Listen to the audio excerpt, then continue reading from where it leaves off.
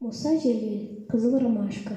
Иртәнге таң нурыннан уянды ромашкалар. Елмаеп, хәл сорашып, күзгә-күз караштылар. Назлады җил аларны, тибрәтеп ак чукларын.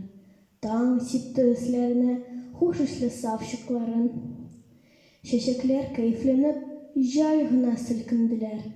Һәм кинәт шунда гаҗәп бер яңа хәл күрделәр. Ерак түгел моңаеп утыра ромашка кызы.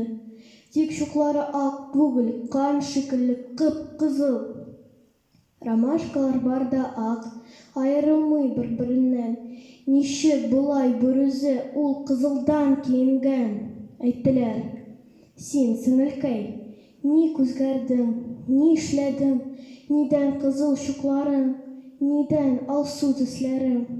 Әйтте кызыл ромашка: төнне минем яныма ятты батыр сугышчы, атты дошманнарына.